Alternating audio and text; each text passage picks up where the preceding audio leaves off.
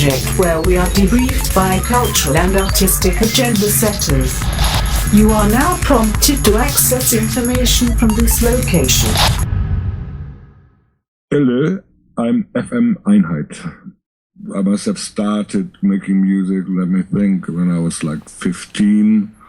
I just got together with a friend and we got a room and just collecting drums and stuff. But there was not so many other musicians around. It was basically just the two of us. Now, did you meet this person in school? Yes, he was a schoolmate. And what year would that have been? What year would that have been? A year. Let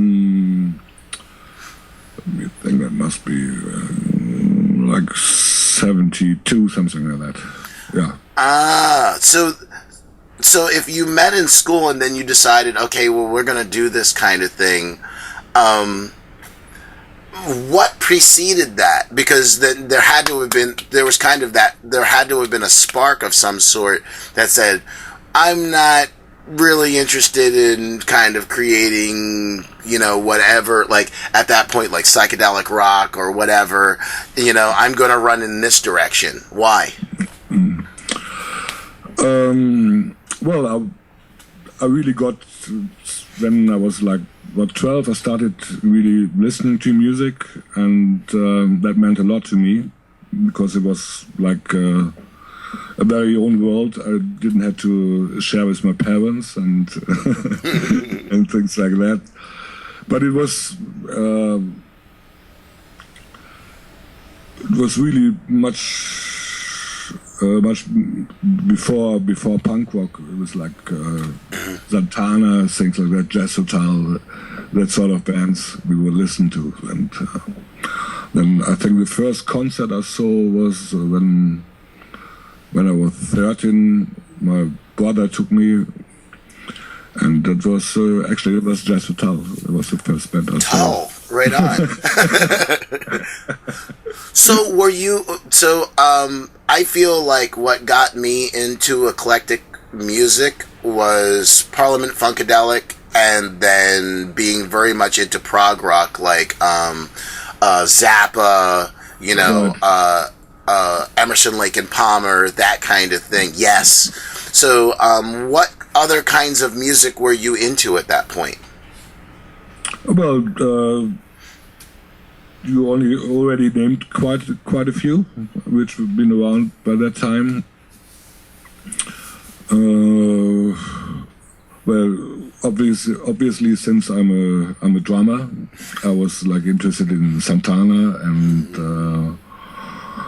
that sort of music, which is very rhythmically and a lot of drums and things like that. So you obviously liked Zappa because of Terry Bozzio.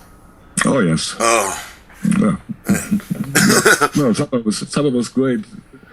Apart from the music, that he would like stand for something, that he would say something, which was very much appreciated. And did you feel that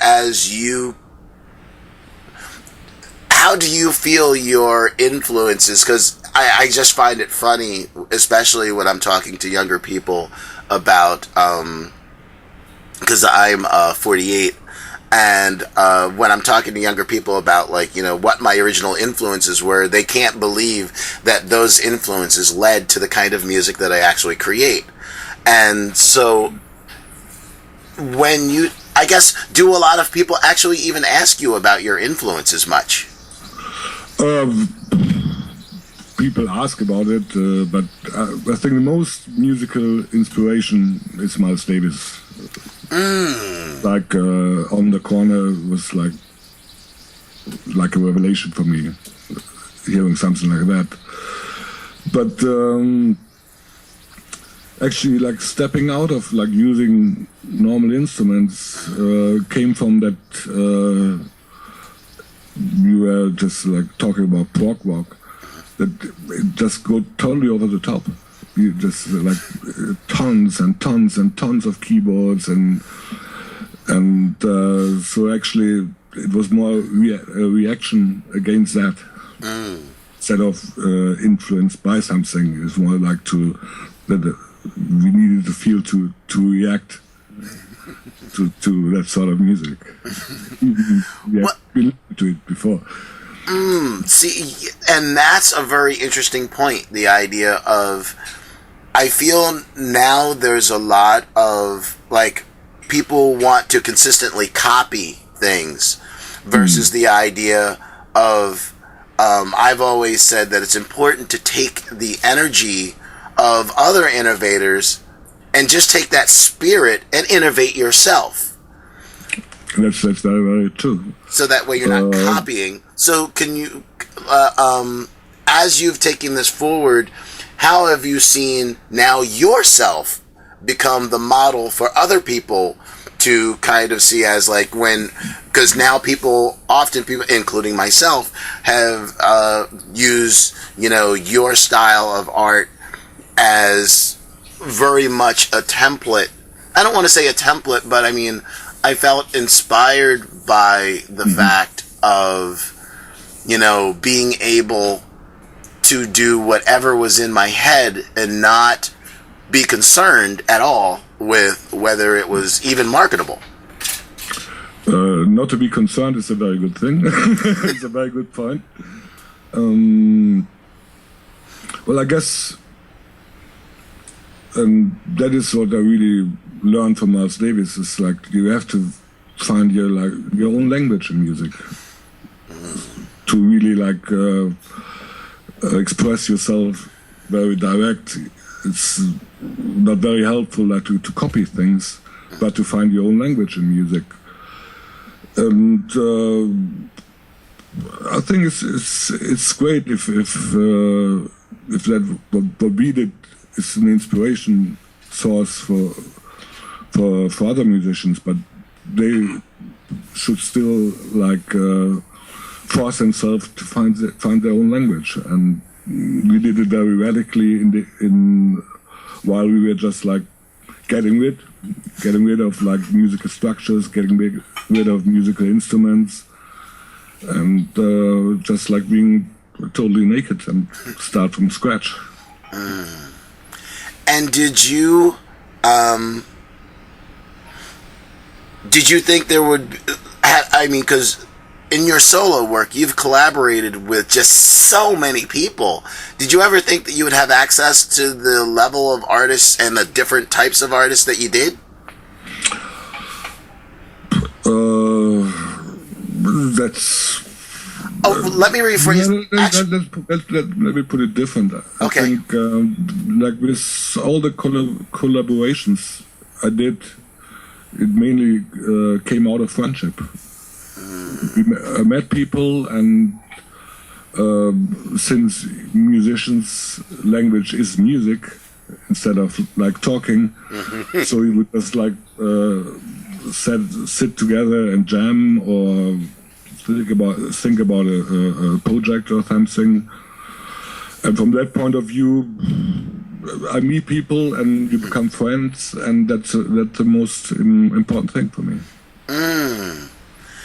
Yeah, I've had a lot of the same experience. That's the reason why I felt like I was always shocked that, after, even though they were my friends, it was still the idea that, a lot of the early musicians I used in my own work was a lot of, when I went from, when I transitioned from playing punk rock, quote, proper, to the next generation, which would have been, right around, 84, and there was a real shift, and it was really because our guitar player in our punk band had turned me on to Einstürzende in I guess it was 82, 83, and I was like, okay, I felt like that was the punk rock spirit that I entered in 74, 75 in the new wave punk rock thing building.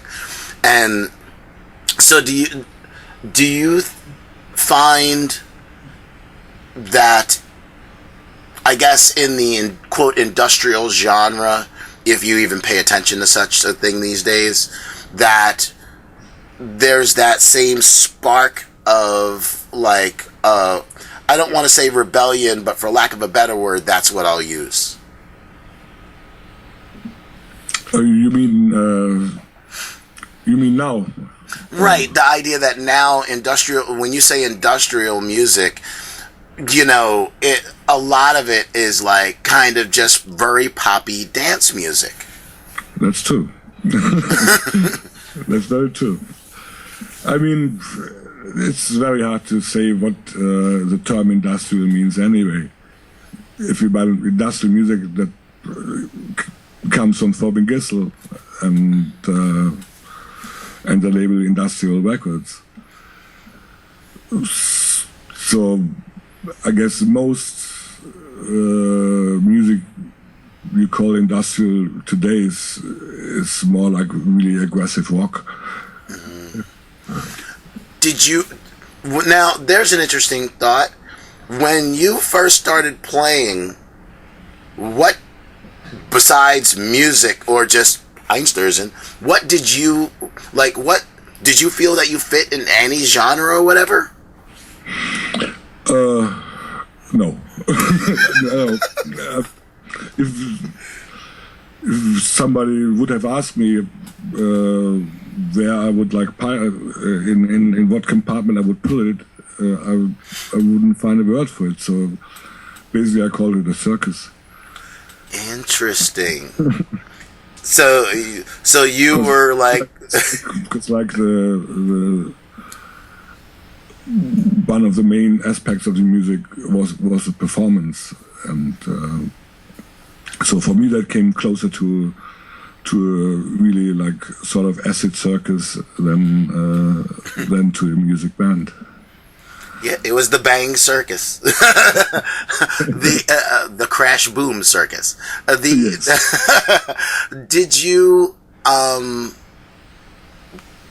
when you started touring, especially the first time you came to the States, what was the response?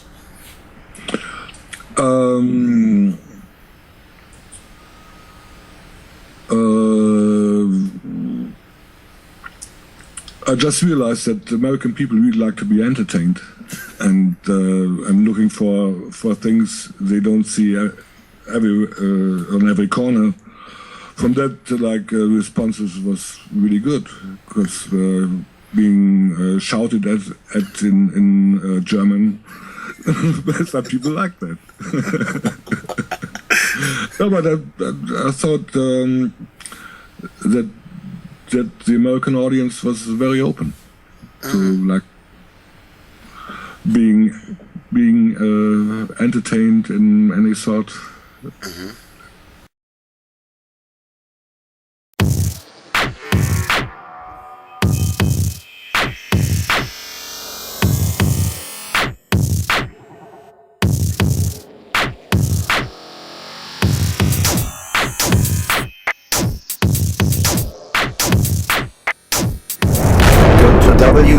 www.s6k.com/impact to join our revolution. Go to www.s6k.com/impact to join our revolution. Go to www.s6k.com/impact to join our revolution. Go to www.s6k.com/impact to join our revolution.